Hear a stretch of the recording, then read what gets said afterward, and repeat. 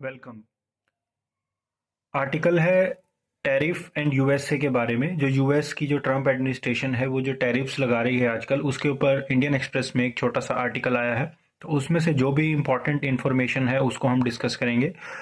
Article approximately 450 to 500 words का है, पर उसमें से जो इम्पोर्टेंट पॉइंट्स हैं हमने वो एक्सट्रैक्ट कर लिए हैं और वो अप्रॉक्सीमेटली 123 वर्ड्स बनते हैं, जिसमें 6 पॉइंट्स आपके सामने हैं।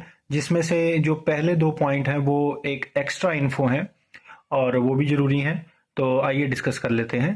पहला है कि चाइना लार्जेस्ट मार्केट है for US soybean and cotton, but China has alternative suppliers also such as Brazil, Argentina and Paraguay for soybean. और सेकंड वो पॉइंट एक एक्स्ट्रा बताता है कि US imports with Canada are of 155 billion US dollars. 155 billion dollar के जो है वो कनाडा के साथ यूएसए के इंपोर्ट हैं। और चाइना जो है वो लार्जेस्ट मार्केट है यूएसए की सोयाबीन और कॉटन के लिए, पर चाइना के पास ऑल्टरनेटिव सप्लायर्स भी हैं। तो इसलिए ये 2 पॉइंट बताता है क्योंकि अभी रिसेंटली यूएसए ने चाइना और कनाडा के ऊपर भी टैरिफ लगाए हैं और उसके रिटेलिएशन में कनाडा ने भी और चाइना ने भी टैरिफ्स लगाए हैं। उसके बाद नेक्स्ट पॉइंट है हमारा कि goods imported by USA are of 3.3 trillion dollars, और जो एक्सपोर्ट करता है वो यूएसए वो है 2.1 ट्रिलियन डॉलर। 2024 का डाटा है ये।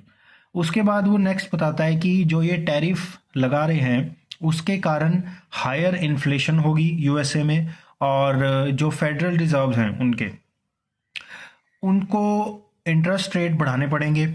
और जब वो इंटरेस्ट रेट बढ़ाएंगे तो उससे क्या होगा कि जो कैपिटल आउटफ्लो है वो होगा। कैपिटल आउटफ्लो मतलब जो डेवलपिंग कंट्रीज़ हैं इंडिया में, इंडिया जैसी, उनमें जो कैपिटल लगी हुई है वो निकलनी शुरू हो जाएगी, उसका आउटफ्लो शुरू हो जाएगा। तो उससे जो डेवलपिंग कंट्रीज़ हैं इंडिया जैसी उनको इफेक्ट पड़ेगा। फिर वो बताता है कि इंडिया को क्या करना चाहिए। वो अपना आइडिया देता है कि Indian exporters must explore new markets specially for the Indian sea food and basmati rice exporters. जो इंडियन सी फूड और बासमती राइस के एक्सपोर्टर हैं उनको जो है वो न्यू मार्केट अब एक्सप्लोर करनी चाहिए, क्योंकि अगर यूएस रिटेलिएटरी टैरिफ्स लगाता है तो जो ये सी फूड और बासमती राइस के एक्सपोर्टर्स हैं इनको बहुत हैविली लॉस हो सकता है। तो इसलिए इनको न्यू मार्केट एक्सप्लोर करनी चाहिए। और फिर वो कहता है कि इंडिया को अब डरना नहीं चाहिए नेगोशिएट करने के लिए। जो ट्रेड एंड टैरिफ्स है यूएसए के साथ उस पर नेगोशिएट करने के लिए इंडिया को डरना नहीं चाहिए, because this is the time when India establishes itself as a reliable global trade partner. तो इसलिए इंडिया को डरना नहीं चाहिए और बेझिझक नेगोशिएट करना चाहिए।